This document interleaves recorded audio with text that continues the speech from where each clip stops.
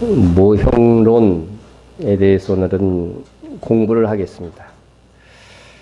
여러분들이 여기에 참석한 분 수준이면 다 전에 한 번씩 들어봤던, 그죠? 내용들을 설교를 듣죠? 그죠? 근데 우리 교회에 와서 새롭게 들은 것들도 많죠?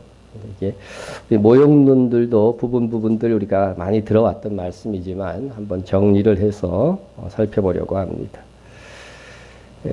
하나님의 사랑과 계획을 알게 하기 위하여, 하나님이 우리를 얼마나 사랑하시고 우리를 향한 계획이 어떤가를 알기 위하여서 하나님이 뭐 절기도 사용하시고 뭐 여러 가지 방편으로 우리에게 알려주시는데, 특별히 모형론은 하나님의 사랑과 계획을 알게 하시기 위하여서 하나님의 사랑과 계획이 담긴 하늘에 있는 원형을 땅에 그 모형으로 두신 하나님의 방법이다. 그렇죠? 그러니까 이 모형들을 잘 보면 하나님께서 원래 이 세상을 창조하시면서 어떤 계획을 갖고 있었는가, 그것을 잘 볼 수가 있고, 또한 이 모형 속에서 우리가 무슨 역할을 어떻게 감당하는 것이 옳은가 하는 것들도 답을 찾아갈 수가 있는 것입니다. 먼저 성전은 성막, 그죠? 광야에서 하나님께서 짓게 하신 장막, 그죠? 그것을 본따서 지었으니까 성전, 성막, 장막 어떤 것이라도 좋습니다. 이 성전은 우리가 땅에서 분명히 모세에 의해서 지었죠. 그리고 솔로몬에 의해서 지었죠. 분명히. 이것을 왜 짓게 했느냐? 하늘에 그 원형이 있다는 거죠. 하늘의 원형을 따라서 땅에서 그 모형을 지은 것이다 하는 것입니다. 자, 그럼 하늘에 정말 성전이 있나요? 구약성경, 신약성경에 보니까 다 있어. 그죠? 구약성경에 보면 우시야 왕이 죽던 해에 내가 본즉 주께서 높이 들린 보좌에 앉으셨는데 그의 옷자락은 성전에 가득하였고. 그러니까 하나님의 보좌는 어디에 있어요? 성전에 있는 거죠. 그죠? 성전. 땅에 있는 성전도 어디에? 하나님의 보좌가 어디에 있어요? 언약궤 위에 딱 있다고 딱 되어져 있죠. 자, 성전에 가득하였고. 이거는 땅의 성전이에요? 하늘 성전이에요? 하늘 성전이죠. 이제 2절부터 읽어보면 거기에 이제 스랍들이 나타나고 그룹 천사들이 나타나 이런 걸 보면은 이건 분명히 하늘에 있는 성전입니다. 하늘에 있는 성전. 자, 우리 신약 성경에도 보면은요, 또 나옵니다. 이에 하늘에 있는 하나님의 성전이 열리니 성전 안에 하나님의 언약궤가 보이며, 그죠? 이 언약궤 위에 씌운 뚜껑이 뭐라고 그랬어요? 이걸 뭐라고 부른다고요? 시은소, 시온좌라고도 보통 신학자들이 얘기를 하죠. 뚜껑이 열리고 그게 뭐예요? 하나님의 보좌예요. 그게 보좌. 그리고 그 그룹 날개 아래 가운데가 이제 하나님이 계신 곳, 이렇게 영적으로 이렇게 보이는 거죠. 하나님은 보이지 않으니까. 그래서 하늘의 성전이 땅의 성전에 그대로 투사가 되는 거예요. 만들어지는 것이죠. 자, 그럼 이 성전은 무엇을 우리에게 교훈하기 위하여서 있는 것이냐? 이것은 죄인이 하나님께로 나아가는 길을 보여주기 위한 거예요. 하나님께 나가는 길. 우리는 그럼 누구를 통해서 나가요? 예수를 통해서 나가죠. 그죠? 그러니까 예수님이 곧 뭐라고 그래요? 성전이라고 그러시는 거예요. 성전. 그래서 구원의 길을 가르쳐 주는 거예요. 성전의 모양과 그 의미들을 하나하나 공부해 나가면 결국 죄인된 우리가 어떻게 하나님의 나라에 들어갈 수 있는가, 우리의 구원의 길에 대해서 알 수 있게 되는 것이다 하는 것입니다. 그러니까 성전의 그 의미를 알겠죠? 자, 그 다음에 히브리서 8장 5절에 보면 그들이 섬기는 것은 하늘에 있는 것의 모형과 그림자라. 여기 모형이라는 말이 나오죠. 그죠? 나와요. 모세가 장막을 지으려 할 때에 이 장막의 모양을 따라서 성전을 똑같이 지은 거니까. 그렇죠?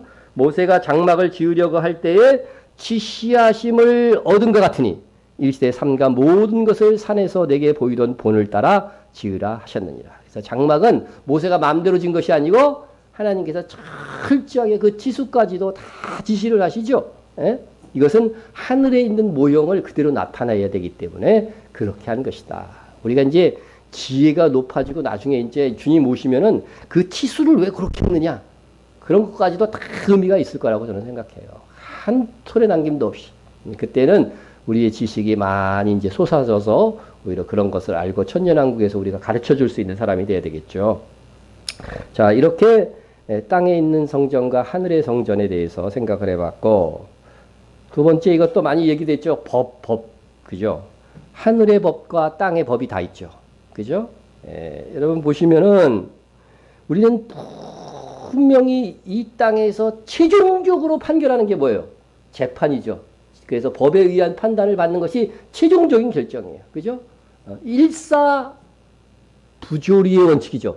한 번 재판받은 것은 절대로 다시 똑같은 이유로 재판받지 않는다. 그거죠. 그래서 그게 조금 잘못된 판단이라고 그럴 때도 그냥 일사부조리가 적용이 돼요. 이제 가장 큰 사건일 경우는 그것도 이제 법적으로 판단을 해가지고서 재심의 기회도 간혹 주기는 합니다만은 모든 것들은 일사부조리의 원칙이 법적인 원칙이죠. 그래서 바로 이와 같이 하늘의 법의 모양으로 땅의 법도 딱 결정이 되는 거죠. 땅의 법의 최종적인 원칙이들이 하늘에서도 이제 우리가 하나님의 나라에 들어가는 재판을 받게 되고, 그 다음에 또 무슨 재판을 받아요? 상급의 재판을 받게 되고, 이 두 가지 재판이 있는 거예요. 그죠? 두 가지 재판이 있어요. 자, 보시면은, 한 번 죽는 것은 사람에게 정해진 것이요. 그 후에는 뭐가 있으리라? 심판이 있으리라. 근데 저는 요거를 제 생각인데, 요거를 조금 번역을 우리나라 성경의 재판으로 바꿨으면 좋겠다. 예? 분명히 재판, 다 똑같은 단어에 심판이라는 뜻도 있지만 재판이라는 뜻도 있어. 제가 사전을 찾아보니까. 그 후에는 재판이 있어요. 재판 결과에 따라서 그 사람의 영혼이 결정되는 거예요. 영원한 삶이 결정되는 거라고 하는 거죠. 예? 우리가 그것을 분명히 알아야 된다. 자, 우리 그리스도인들은 예수님이 보면 너희는 이미 심판에서 제외됐다는 말씀을 하셔요. 그런데 우리는 그 심판은 무슨 심판이에요? 천국과 지옥의 심판을 얘기를 하는 거죠. 그죠? 그런데 우리는 무슨 심판을 받아요? 우리가, 그것을 여러분에게 가르치기 위해서 제가 암송 구절로 했었죠. 이는 우리가 다 반드시 그리스도의 심판대 앞에 나타나게 되어 각각 선악간의 그 몸으로 행한 것을 따라 받으려 함이라. 고린도후서 3장 5장 10절 말씀. 자, 그런데 여기서 그리스도의 심판대 할 때 이 심판대는요, 재판석이다. 이렇게 번역해야 돼요. 재판석. 예. 여러분들이 거기서 다 이제 재판을 받게 되는데, 그 재판받게 될 때 어떻게 될 것인가? 응? 보세요. 우리가 다 하나님의 심판대, 다시 하나님의 재판대 앞에 서리라. 기록되었으되 주께서 이르시되 내가 살았노니 모든 무릎이 내게 꿇을 것이요 모든 혀가 하나님께 자백하리라. 스스로 자백하게 된다는 거죠. 이때 거짓말하면 어떻게 될까요? 이때는 거짓말도 안 됩니다. 하나님의 권세 아래 다 있기 때문에 모든 혀가 하나님께 자백하리라 하였느니라. 이러므로 우리 각 사람이 자기 일을, 일이라고 하는 단어, 행위라고 하는 단어가 똑같은 단어예요. 알았어요? 자기 행위를 하나님께 직접 고하리라. 직고하리라. 직접 고하게 된다는 거예요. 그 재판석에서. 그때 망신당하지 마시고.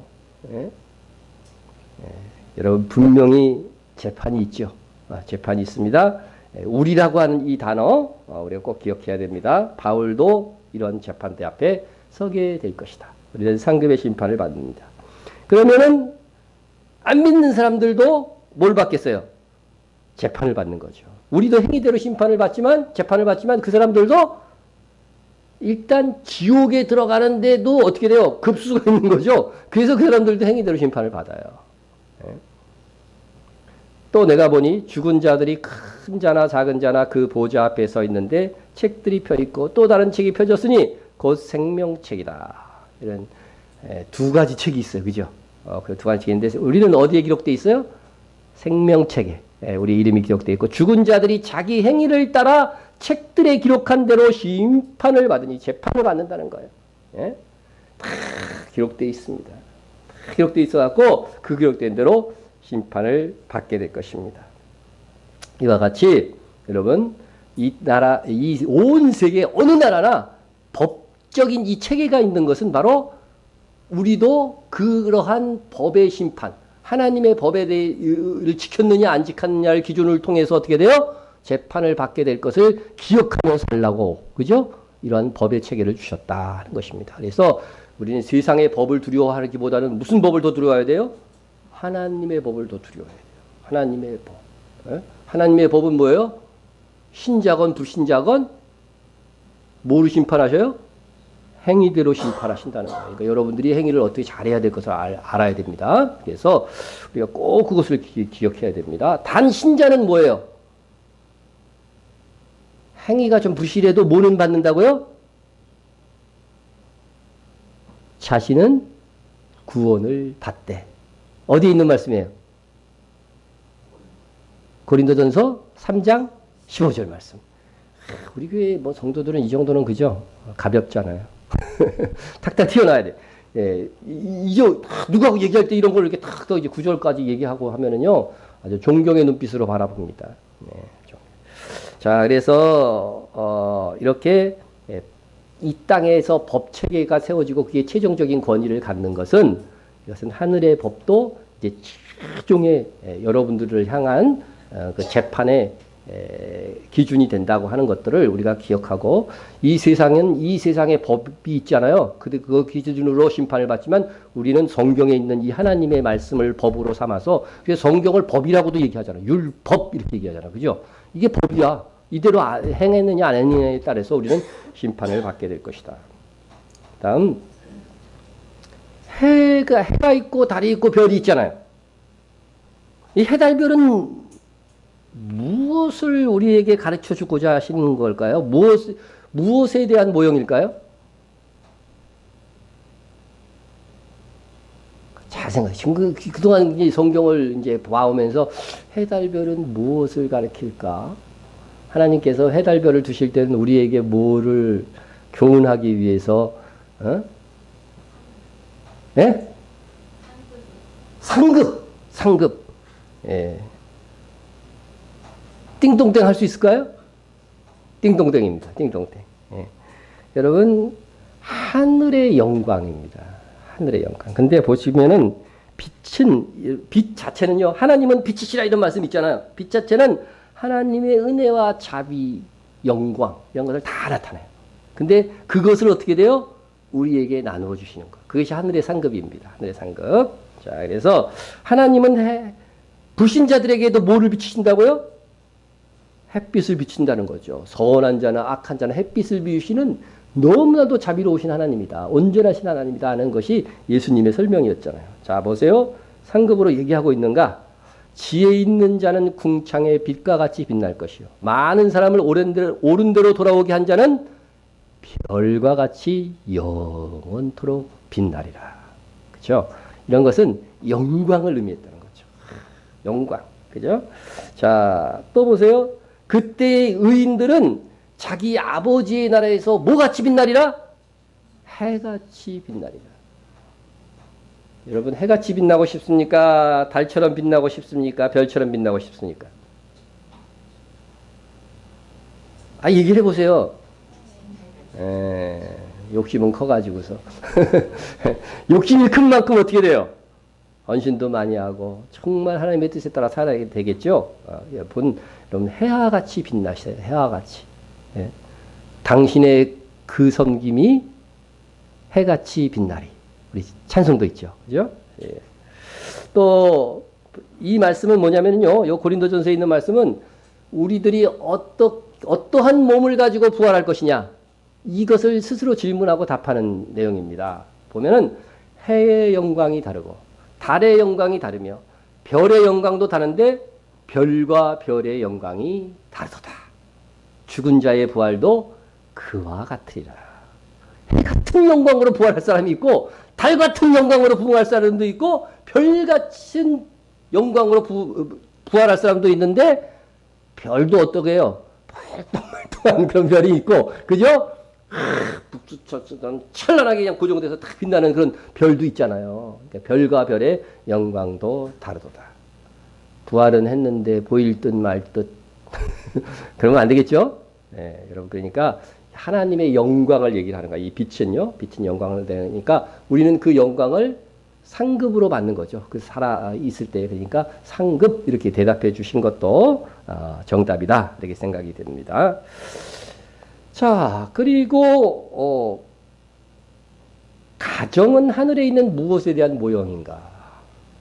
하나님께서 최초로 만든 제도가 가정이죠. 그죠? 예? 안식일과 가정이 최초로 세워지는 거예요. 그죠? 그래서 안식일보다도 제일 6일째, 창조 6일째 남자와 여자를 창조하시고, 그죠? 부부되게 하시고. 그러니까 어떻게 돼요? 제일 먼저 창조하시고, 그 다음에 7일째 안식일이 만들어지니까 사실 최초의 제도는 가정이다. 가정이다. 자, 가정은 부부로 시작하죠, 일단. 그죠? 부부로 시작합니다. 자, 부부. 부부는 무엇에 대한 모형일까요? 그리스도와 교회에 대한 모형이다. 딩동댕? 네, 아멘 소리가 나왔습니다. 네, 자신 없는 분은 멀뚱멀뚱 나만을 쳐다보고 있는데, 네, 그렇습니다. 구약 시대에는 하나님과 이스라엘, 신약 시대에는 예수님과 교회입니다. 네, 우리 이거 사실 성경을 통해서 다 과거에 하긴 했던 말씀드립니다. 자, 구언약 말씀합니다. 이 언약은 내가 그들의 조상들의 손을 잡고 애국 땅에서 인도에던 내던 날에 맺은 것과 같지 아니할 것은, 그죠? 내가 그들의 남편이 되었어도 그들이 내 언약을 깨뜨렸음이라 여호와의 말씀이니라. 이렇게 되어 있죠. 자, 새 언약에 대한 예언을 하면서 예수님이 하나님께서 뭐라고 그래요? 내가 그들의 뭐가 되었다? 남편이 되었다. 남편이라고 얘기하고 있어요. 예, 그러니까 여러분 하나님께서 이스라엘에 대해서 남편처럼 했는데 그 모형이 신약 시대로 오면 예수님과 교회, 그죠? 교회로 바뀌는 거죠. 예. 그러므로 사람이 부모를 떠나 그의 아내와 합하여 한 육체가 될지니 부부잖아요, 이게. 그죠? 이거 부부 아니라고 할 사람 하나도 없어요. 될지니 이 비밀이 크도다. 이것을 통해서 하나님이 뭘 가르쳐 주려고 했냐면 나는 그리스도와 교회에 대하여 말하노라. 그렇죠? 예, 그러니까 남편은 누구를 나타내는 거예요? 그리스도를 나타내고 아내는 교회를 나타냅니다. 예, 그러니까 여기서 우리들의 역할들을 잘 찾을 수 있는 거예요. 남편은 어떤 마음으로 아내를 사랑해야 돼요? 그리스도의 마음으로. 그럼 어떻게 돼요? 예수님이 교회를 위해서 어떻게 하셨어요? 네, 죽으셨죠. 남편도 아내를 위해서는 어떻게 돼요? 죽어야 되는 거죠. 죽어야 되는 거죠. 죽을 정도로 사랑해야 되는 거죠. 네? 그러면은 교회는 그리스도에 대해서 뭐가 가장 큰 의무입니까? 성경이 나오잖아요. 순종이죠. 그죠? 순종. 네. 이 말씀이 꺼리게 한 사람들이 여기 상당히 많은 거예요. 그 인간한테 내가 그렇게 참 순종을 해? 성경에 나와 있어요. 성경에 나와 있고. 자, 그리고 남자들은 교회의 의무가 더 강하겠어요? 그리스도의 의무가 더 강하겠어요? 그리스도가 훨씬 더 큰 사랑을 보이는 거거든요. 교회보다는요. 그죠? 그러니까 한정 사랑해 줄 수 있는, 포용할 수 있는, 그러한 자세를 가지면은, 남편이 그리스도의 역할을 왜 저렇게 안 하느냐. 막 그거 불평하는 것이 아니에요. 우리는 어떻게 돼요? 아내의 입장에서는 내가 교회로서 그리스도의 권위에 순종하는 거죠. 근데 남편이 집에서 오늘은 교회 가지 마. 그러면은 어떻게 돼요? 순종해야 됩니까? 우리의 영적 남편이 누구예요?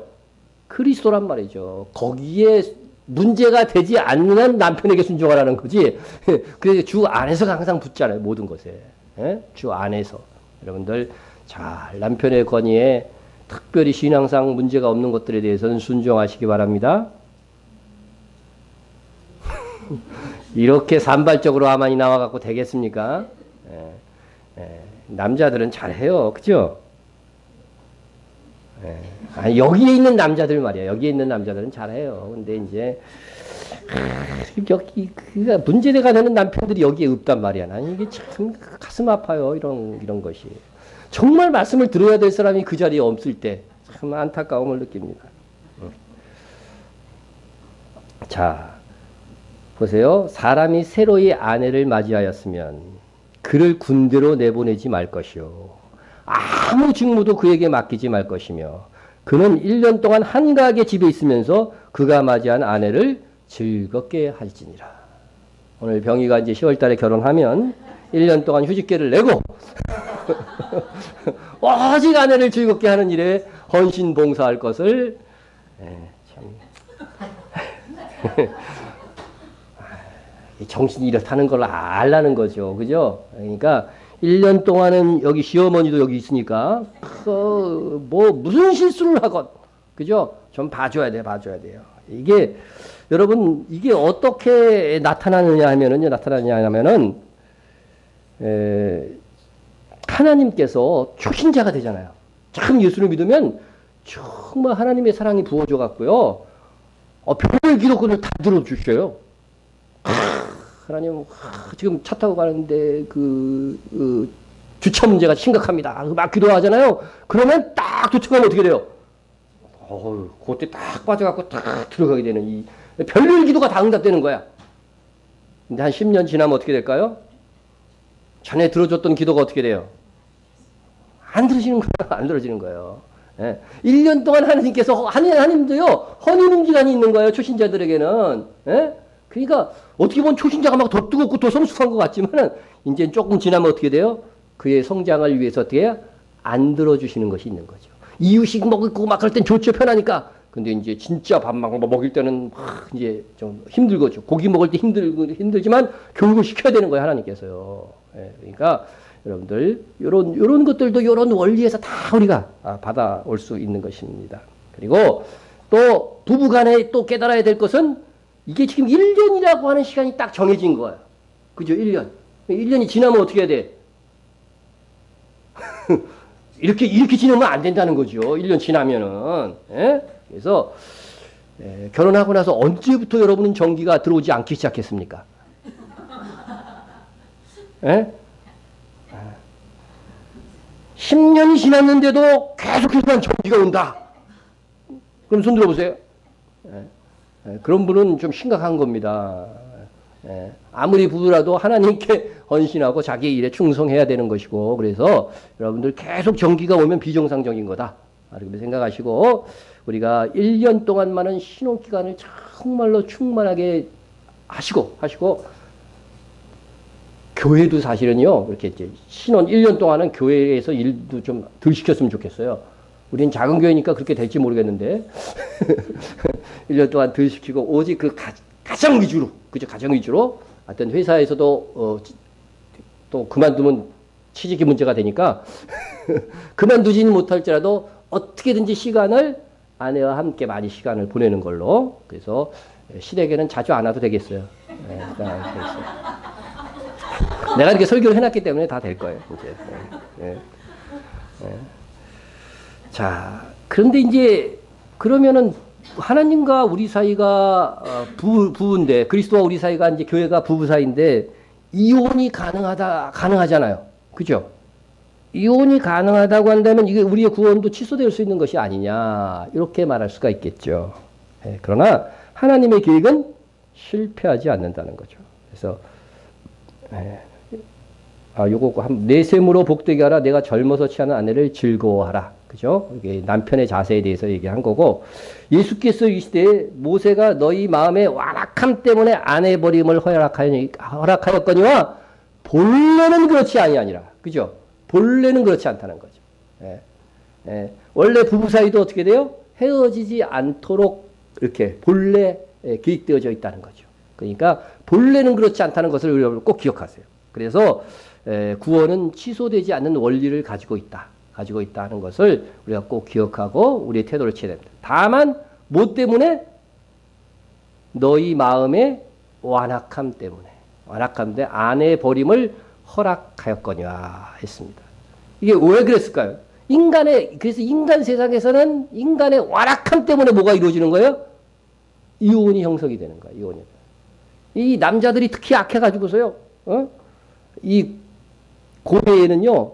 여자가 이혼하는 일은 없었어요. 여자가 이혼을 청구하는 일은 없었어요. 그러니까 남자가 아내를 버리게 되면요. 특별히 재산을 가질 수도 없고 직업을 가질 수도 없고 굉장히 어려운 상황에 처할 수밖에 없는 거죠. 그런데 이혼 증서를 안 써주게 되면요, 어디에 시집 갈 수도 없고, 그죠? 어디 가서 살 길이 없는 거예요. 그래서 이 연약한 여자들을 위해서 하나님의 율법이 본래는 그렇지 않지만 예외적으로 이렇게 이혼을 허락한 거죠. 허락한 거죠. 그래서 인간의 완악함 때문에, 그래서 인간의 악함이 작용해서 정말 이 여자가 더 불행해질 수 있을 때 이렇게 하나님께서는 하나님의 법은 이런 예외 규정을 두고 있지만 본래는 그렇지 않다는 거죠. 그러니까 부부 관계를 통해서 하나님께서 우리에게 교훈하고자 했던 그 본래의 의도는 뭐라고요? 영원히 취소될 수 없는 구원이다 하는 것입니다. 자, 그러면 가정에는 부부가만 있느냐? 아버지와 아들도 있죠. 성경에서 아버지 하면은요, 어머니의 역할도 같이 있는 거예요. 아들 하면은 뭐예요? 딸도 같이 포함되어 있는 거예요. 이건 제가 여러 차례 설명을 했죠. 여러 차례 설명을 했습니다. 그러니까 아비들아 하고서 뭐 이렇게 성경에 나오면은요, 나는 어미니까 뭐 어미들아 이렇게 하면서 가르친 게 거의 없거든요. 성경에 하나도 없는 걸로 알고 있어요. 그런데 그거는 다 아비, 어미가 다 받는 거예요. 근데 성경은 대표성의 원리에서 아비가 그것을 받는 것이죠. 그래서 아들 하면 역시 딸도 포함되어져 있는 거죠. 하나님의 아들들이 되게 하려 하심이니, 그렇다면 하나님의 딸들이 되게 하심이니 이런 말씀은 성경에 없어요. 딸도 다 포함된 거다 하는 거 제가 수차례 말씀을 드렸습니다. 자, 그러면은 아버지와 아들은 무엇의 모형일까요? 무엇의 모형일까? 아버지는 누구를 상징할까요? 하나님. 그죠? 하나님. 어머니도 그러니까 하나님인 거죠. 부성애, 모성애가 다 포함된 거니까 하나님. 부모는 하나님을 표현하고 자녀는 믿는 신자를 의미하겠죠. 당연히. 그죠? 예, 우리가 그 말씀은 너무나도 성경에 많이 나와 있으니까 자, 하나님과 신자의 관계 모형이다 하는 것이죠. 이것도 역시 이건 진짜로 어떻게 돼요? 취소될 수 없는 관계라는 거죠. 그죠? 취소될 수 없는 관계. 그래서 한번 하나님의 자녀가 되면 취소될 수 없는 관계가 된다 하는 것들을 보여주는 것입니다. 영접하는 자, 곧 그 이름을 믿는 자들에게는 하나님의 자녀가 되는 권세를 주셨으니. 여기서도요, 원문에는 하나님의 아들이 되는 거예요, 아들. 근데 우리가 이제 번역을 그렇게 하는 거죠. 하나님의 자녀가 되는 권세를 주셨으니 이는 혈통으로나 육정으로나 사람의 뜻대로 나시 아니하고 우리가 그냥 예수를 믿은 것 같지만요, 이게 다 누구의 뜻에 된 거야? 하나님의 뜻대로 된 거라는 거죠. 하나님께로 난 자들. 하나님께서 나셨어요. 여러분, 애 낳아보니까 어떻게 돼요? 술술 잘 나옵니까? 산통을 겪죠. 그죠? 예? 여태까지 살면서 가장 고생스러웠던 것이, 가장 힘들었던 것이 애 낳는 거였습니까? 대상포진이었습니까? 예? 예? 알아본 사람, 대상포진까지. 예? 예. 근데 이 산고는 10개월까지 조심 해야 되고, 그죠? 조심 기회에다가 어떤 사람은, 우리 교회 그 김희 모슨 집사님이 있는데 막 7개월 동안 먹지도 못하고 막 도와갖고 산고도 저렇게 즐기게 하여튼 하는 사람. 예? 산통이 있잖아요, 산통. 이건 거의 죽는 거나 마찬가지예요. 어미가 죽어서 자식이 나오는 거니까. 그죠? 예. 네. 여기서 산고를 제일 심하게 겪은 사람이 제 생각에는 제 아내 같아요. 아내 같아. 예? 예. 몇 개월 만에 나왔더라? 한 10개월, 하여튼 되게 오래 걸려 나왔어요. 나와가지고서 나왔는데, 지금 저 아들놈이 그것을 알는지 모르겠어요. 산고, 하여튼 지독한 산고를 겪었어요. 지독한 산고. 5일 만에 수술을 2번 했으니까. 5일 만에. 큰 수술을. 나는 의사가 해갖고 간단한 수술이라고 그랬는데, 뭐 저녁, 아침에 들어가는데 저녁 때도 안 나오는 거예요. 막, 뭐 짜장면이 들어가고 막 그러더라고. 야, 그래서 정말 큰 고생을 했구나 하는 생각이 듭니다. 이 산고. 여자는 죽는 거야, 죽는 거. 그런데 하나님은 우리를 낳을 때 하나님의 산통이 있는 거야. 그 산통이 뭐예요? 그게 바로 십자가인 거예요, 십자가. 우리를 그냥 낳은 것이 아니에요, 여러분. 십자가의 고통 끝에 낳은 거예요. 그래서 귀한 자식인 거죠. 귀한 자식인 거죠. 네? 그래서 성육신과 십자가가 산통이다. 자, 여기서 그러면 우리 부모는 어떻게 해야 되느냐? 하나님의 마음으로 자녀를 양육해야 되는 거죠. 하나님이라고 한다면 이때 나를 어떻게 대하실까? 그것을 생각해 보면서 나의 자녀에게도 그렇게 대해야 하는 거죠. 그래서 자녀가 하나님의 사랑을 맛볼 수 있도록 그죠? 무조건적인 사랑이잖아. 하나님의 사랑은 무조건적. 그러니까 자녀에게는 뭐예요? 무조건적인 사랑을 해야 되는 거예요. 무조건적인 사랑. 예? 하여튼 끝까지 방패막이가 돼야 되는 거죠. 예? 누구든지 자기 친족, 특히 자기 가족을 돌보지 아니하면 믿음을 배반한 자요 불신자보다 더 악한 자니라. 자기 가족을 안 돌보는 사람은 뭐예요? 하나님의 마음으로 살지 않은 거죠. 그죠? 하나님의 마음. 하나님의 마음을 이 자녀들한테 얼마나 나타냈느냐에 따라서 우리의 부모로서의 상도 받는 거거든요. 네? 네. 그래서 요 말씀도 귀하게 잘 받으시기 바랍니다. 자, 그래서 자녀에게 하나님의 사랑에 잘 보여줄 수 있는 여러분이 되시길 바랍니다. 그럼 자녀는 어떻게 해요? 자녀. 이 자녀는 하나님을 공경하듯이 어떻게 돼요? 부모를 공경해야 되는 거죠. 그죠? 부모는 뭐의 모형이라고요? 하나님의 모형이니까 부모를 공경한 것이 곧 하나님을 공경한 거나 마찬가지가 되는 거예요. 마찬가지가 되는 거죠. 그래서 때로는 자녀는 어떻게 돼요? 뻔뻔할 필요는 있어요. 좀 뻔뻔하죠. 여러분들의 자녀들도. 그러므로 우리는 긍휼하심을 받고 때를 따라 돕는 은혜를 얻기 위하여 때를 따라 돕는 은혜. 그때마다 뭐예요? 은혜의 보좌 앞에 어떻게 나가라고요? 담대히 나갈 것이다. 이 담대히 나갈 것이라는 것은 조금 이게 격하게 표현하면 뻔뻔하게 나갈 것이니라. 여러분 어제 회개기도 했는데 오늘 또 회개기도 하고 참 해도 너무한 거 아니에요? 회사에서 매일 잘못했다고 그래봐요. 한 달 이내에 잘립니다. 근데 뻔뻔하게 은혜를 구하는 거죠. 그죠? 은혜를 구하는 거. 제가 늘 얘기하는 게 뭐예요? 부모한테 크게 꾸지람 받고 그 다음날 아침에 용돈 받아 나가는 게 자녀다. 뻔뻔한 거죠. 뻔뻔한 거죠. 이게 하나님은 이것을 기뻐하셔. 환난 날에 나를 부르라. 내가 나를 영화롭게 하리라. 이야, 기가 막힌 말 아니에요? 환난 날에 아버지한테 그냥 뻔뻔하게 막 왜, 나 이렇게 잘못해서 이렇게 환난을 당하고 있는데 그래도 하나님이 살려주셔야 된다고 이렇게 뻔뻔하게 기도하는 것이 하나님을 어떻게 돼요? 영화롭게 하는 거라는 거예요. 영화롭게 하는 거죠. 자, 그러나 그것보다는 더 상을 받을 수 있는, 자녀의 상을 받을 수 있는 것은 내 부모를 공경하라. 그리하면 내 하나님 여호와가 내게 준 땅에서 내 생명이 길리라. 여러분 부모를 어떻게 하라고요? 공경하라. 공경은 마음속 중심에서 공경하는 마음. 내 부모는 정말 나는 공경하고 싶은 마음이 안 생겨. 그런 분 혹시 있으세요? 하나님을 경외함으로 공경하세요. 하나님이라 생각하시고 공경하세요. 그러면은 상이 있을 것입니다. 그렇게 하면 이 상은요, 땅에서도 상을 받아. 다른 것은 하늘에서 상 주겠다고 하는 건데, 이건 땅에서도, 여러분이 땅에서 상 받는 걸 더 좋아하시는 분들, 이거를 해야 돼, 이거. 땅에서. 내가 준 땅에서 내 생명이 길리라. 이 말씀이 있으니까 어떤 사람은 또 그러더라고요. 나는 오래 살고 싶지 않아. 이 모진 세상 뭐 오래 살아서 뭐해. 여러분, 내 생명, 이 장수의 복은요, 그냥 장수를 얘기하는 것이 아니라 잘 되면서 장수하는 겁니다. 그래서 신약 성경에서는 이걸 조금 풀어줬죠. 그죠? 내 아버지와 어머니를 공경하라. 이것이 약속 있는 첫 계명이니, 이게 십계명에 있는 걸 설명하는 거예요. 이로써 내가 뭐예요? 잘 되고가 여기 있잖아요. 형통하고 잘 되고 땅에서 장수하리라.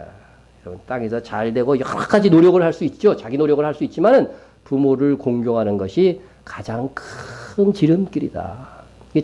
자녀들은 이 말씀을 받아가지고서 아주 부모에게 정말 효도하면 됩니다. 우리 성경이 말하는 효도는 세상이 말하는 섬길 돌이 도자잖아요. 섬기는 도인데 그것은 세상의 기준이야. 뭐 제사 지내고 뭐 이런 것들이 아니고 우리는 뭐예요? 공경이 가장 중요한 게 공경이에요. 정말 부모를 공경하고 존중히 여기고 존귀히 여기는 거죠. 그러면 공경하는데 부모 생일도 기억 안 하고 그냥 대충 지나가고 막 이럴 수 있을까요? 공경하는데. 그런 일은 불가능하죠. 공경하면 정말 마음과 진심을 다해서 이렇게 섬겨주고 그렇게 하는 것이 되는 것입니다. 자, 성경에 보면은요, 하나님을 경외하라 이렇죠. 경외가 뭐예요? 하나님을 두려워하고 하나님의 말씀을 중히 여기고 이렇게 하는 거잖아요, 그죠? 그죠?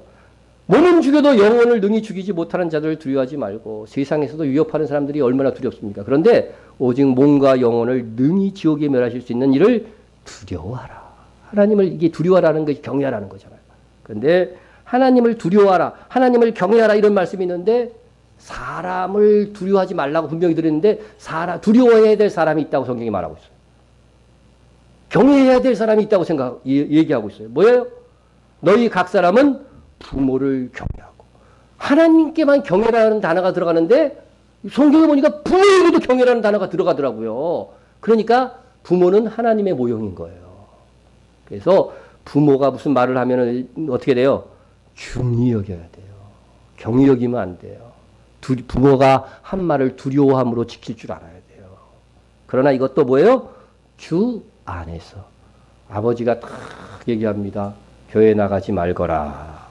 중히 여겨서 안 나오면은 그건 안 되죠. 이것은 진짜 아버지는 영적인 아버지가 항상 우선이라고 그랬죠. 주 안에서 하나님 안에서만 순종하라고 하는 것이죠. 자, 또 형제 자매가 있겠죠. 가족 안에는 형제 자매가 있을 것입니다. 이 형제의 범위는요. 형제 자매는 자매도 포함되는 거예요. 형제 하면은 그죠? 성경에서 보면은 지금 형제들아 세상이 너희를 미워해도 이상히 여기지 말라는 말이 있듯 형제들 하면은 자매가 역시 포함된 겁니다. 성경은 항상 이렇게 대표성의 원리가 적용이 되는 겁니다. 하나님 이렇게 할 때 우리는 하나님 아버지를 생각하잖아요. 그러면 하나님 할 때는 성부, 성자, 성령이 다 포함되는 거예요, 사실. 똑같은 원리가 적용되는 겁니다. 그래서 세 분 하나님이 동등하지만 대표성은 누가 가져요? 하나님 아버지가 갖듯이 형제 하면은 자매들의 모든 대표성을 형제가 갖는 것입니다. 이것은 세 분 하나님이 동등했다고 성경이 표현하는 것처럼 이것은 어떤 인격의 차이가 아니라 그죠? 질서의 차이다. 그것을 아시면 됩니다. 자, 그러면 형제는 뭐를 의미하는 거냐면은 성도의 교제를 얘기하는 거예요. 하나님의 가족들끼리 이렇게 살아야 되는 것이다 하는 것을. 그래서 우리는 형제의 의미는 교회에 있는 모든 성도들을 포괄하는 거예요. 여러분들이 형제 자매입니다. 여러분 저한테 불러보세요. 오빠 하고 불러보세요. 여러분 오빠 동생입니다. 다. 형제 자매들이에요. 형제 자매들. 근데 이게 형제님 이렇게 부르는데 어떤 사람은 그 비판하는 사람들도 있어요. 여러분 집에서 자기 오빠를 형제님 이렇게 부르는 사람이 있냐 이거지. 예? 그러면 오빠하고 그럼 우리끼리 뭐 오빠, 언니 막 이렇게 불러야 돼? 근데 성경을 보면 분명히 형제들아 이렇게 부르고 있거든요. 그런 원리는 적용하지만 부를 때는 가족이 아닌 경우에는 그냥 형제님, 자매님 이 정도 불러도 상관이 없다 하는 것이죠. 그래서 형제들아 이렇게 분명히 성경이 모든 성도를 부를 때 형제들아 이렇게 사용하는 거예요. 그래서 형제 자매의 이것은 무엇에 대한 모형이냐 하면은요, 하나님의 모든 가족들을 보여주는 그런 모형이다 하는 것입니다. 우리는 형제를 사랑함으로 사망에서 옮겨 생명으로 들어간 줄을 알거니와 사랑하지 아니하는 자는 사망에 머물러 있느니라. 이 말씀이 있습니다. 여러분, 형제 사랑은 우리가 믿음을 가졌다고 하는 지표가 되는 거예요. 믿음을 갖지 않은 사람들은요, 절대로 우리 성도들을, 같은 성도들을 가족처럼 느끼면서 생활할 수가 없어요. 예? 사실 불신 친족들은요, 우리와 영원히 같이 안 살아도 우리는 어떻게 돼요? 같이 사는 거죠. 예? 주님의 나라가 와도 여러분, 교회에서 저 인간만은 보기 싫었는데 뭐 그런 사람들 있으면 안 되겠죠? 예? 그때 가면 아주 계면적일 겁니다. 자, 그러면은 형제는 언제를 위해서 났어요? 위급한 때를 위하여 낳느니라. 그러니까 형제자매들이 그냥 그게 우리가 신앙생활을 평상시처럼 하다가도 누가 아주 위급한 일을 당했다. 갑자기 저한테 먹을 것이 떨어졌다. 그러면 여러분들이 어떻게 해야 돼요? 쌀 갖고 오고, 그죠? 그렇게 다 해와야 되는 거죠. 그러니까 우리 중 누구가 또 그렇게 됐다고 한다면 도와줄 각오를 해야 되는 거죠. 그때는 위급한 때를 위하여 낳느니라. 이것은 가장 가까이 있는 정말 가족 안에 형제 자매가 우선적으로 해야 되지만 이것이 아주 풍성하면은 이 교회적으로도요. 어려운 사람들은 우리 모두가 힘을 합쳐서 그러니까 여러분들은 절대로 굶어서 죽을 염려는 없다. 왜? 그럼 다른 사람이 나 다 도와줄 거니까. 그죠? 제가 했던 말이 있죠. 로마의 기독교인은 줄이는 사람이 없다. 굶어 죽은 사람이 없다 하는 교회사의 기록이 있다고 그랬죠. 왜 그렇습니까? 가난한 사람, 그런 사람들은요, 몰래 또 부자 그리스도인들이 다 도와줬기 때문에 아무리 가난해도 굶어 죽는 사람이 없었다는 거예요. 그것이 우리의 형제애다. 여기까지 나타나야 됩니다. 보라, 형제가 연합하여 동거함이 어찌 그리 선하고 아름다운고. 여러분, 하나님, 정말 부모 입장에서 형제가 사이좋게 지내는 게 얼마나 좋아요. 근데 형제끼리 막 티격태격 싸우면 지금 누가 괴로워할까요? 부모는 죽어나는 거죠. 이쪽 편 들 수도 없고 저쪽 편 들 수도 없고. 부모 앞에서 싸운 적 있으세요? 없으세요? 나는 몇 번 싸웠어요. 회개해야죠. 예. 그러니까 보라, 형제가 연합하여 동감이 어찌 그리 선하고 아름다워. 이게 선한 거라는 거죠. 아름다운 일이라고 하는 것이죠. 그러니까 여러분, 형제 자매 간에, 그러니까 형제끼리 이제 요 말씀을 듣는 우리들은 이것이 성도 간의 관계를 얘기를 하는 거니까 형제 자매 간에 화목하게 지내는 것은 부모뿐 아니라 하나님을 기쁘시게 하는 일이구나. 그것을 생각하고 성도 간에 막 싸우면서 하나님을 사랑한다고 말하는 것은 이것은 정말로 그저 이율배반적인 말이다 하는 것을 기억하시기 바랍니다. 그리고 형제 자매 간에는 뭐가 있어야 되냐면 질서가 있어야 된다. 그래도 그죠? 질서가 있어야 된다. 그죠? 천사들도 질서가 있어요, 없어요? 보면 그룹, 스랍, 그리고 천사장, 그리고 일반 천사 이렇게 다 이렇게 서열이 있죠. 예? 서열이 있지만 다 평등한 거예요. 우리 성도들도 마찬가지입니다. 저와 여러분이 하나님 앞에서 평등합니다. 하지만 질서적인 면에서 그 공동체가 굴러가기 위해서 질서를 두시는 거죠. 그래서 그 하나님의 형상이 우리에게 그대로 왔기 때문에 하나님도 성부, 성자, 성령의 질서가 있는 것처럼 우리에게도 마찬가지다. 그래서 형제 간에는 질서를, 자녀들을 교육할 때 어떻게 돼요? 질서를 잘 세워줘야 되는 거죠. 그죠? 질서를. 그러니까. 밑에 애가 위에 한테 막 대들어. 그럼 어떻게 해야 되겠어요? 위에의 권위를 세워줘야 되는 거죠. 그죠? 서위를 세워주는 거죠. 그러니까 우리가 성경을 잘 알면 모든 답이 나와요. 그래서 이 모형론을 통해서 부모는 하나님의 사랑을 보여주는 역할로서 자녀를 대해야 되겠고, 자녀는 하나님을 경외하고 공유하는 자세로 부모님을 대하게 되겠고, 형제는 또 모든 성도의 하나님의 신자들, 그죠? 신자들의 관계의 모형을 잘 적용을 해가지고서 정말로 부모를 기쁘게 하는 것은 형제간에 화목하게 지내는 것이다 하는 것을 생각하고 하나님을 경외함으로 그렇게 하는 겁니다. 남편은 그리스도의 사랑으로 아내를 사랑하는 자세를 가져야 된다. 아내는 그리스도께 복종하듯 남편에게 대해야 된다. 단 이 모든 것은 주 안에서 감당해야 된다. 네, 여러분. 그 외에도 모형론적인 것들이 성경에 많이 있고, 이것은요, 이 세상에 있는 모든 것들이 다 하늘의 모형이기 때문에요, 다 여러분들이 하나하나 뭐를 보면서도요, 다 깨달음을 가질 수가 있어요. 그러니까 이런 기본을 가지면은 모든 것에서 답을 찾을 수 있어요. 그래서, 야, 천국에 가면 우리 집 있을까? 예? 있어요, 없어요? 우리가 집에서 살잖아. 그러니까 천국에도 집이 있구나. 이게 답을 찾을 수 있는 거죠. 이렇게 다 이렇게 적용을 확대해 갈 수 있기를 바랍니다. 기도하겠습니다. 사랑의 하나님 아버지 감사합니다. 우리로 하나님과의 관계와 하나님이 얼마나 우리를 사랑하시고 하나님께서 어떤 계획을 갖고 있는지를 우리에게 잘 알게 하시기 위해서 땅에 여러 가지 모형들을 주셨습니다. 이것을 통해서 우리가 더욱더 하나님을 알아가게 도와주시고 하나님께 충성하는 저희들 되게 도와주시고 또한 우리가 어떻게 이 땅에서 살아야 될지 답도 찾아갈 수 있는 지혜를 우리에게 허락하여 주시옵소서. 오늘 주신 말씀 감사하고 나아가서 또 힘있게 주 안에서 우리의 역할들을 잘 감당하며 살아가게 하여 주시옵소서. 이 모든 말씀 예수님의 이름으로 기도드립니다. 아멘. 주기도로 마칩니다.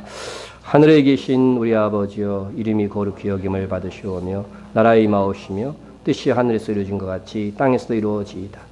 오늘날 우리에게 일용할 양식을 주옵시고 우리가 우리에게 죄진 자를 사하여 준 것 같이 우리 죄를 사하여 주옵시고 오늘 시험에 들지 말게 하옵시고 다만 악에서 구하옵소서. 대개의 나라와 권세와 영광이 아버지께 영원히 싸움나이다. 아멘.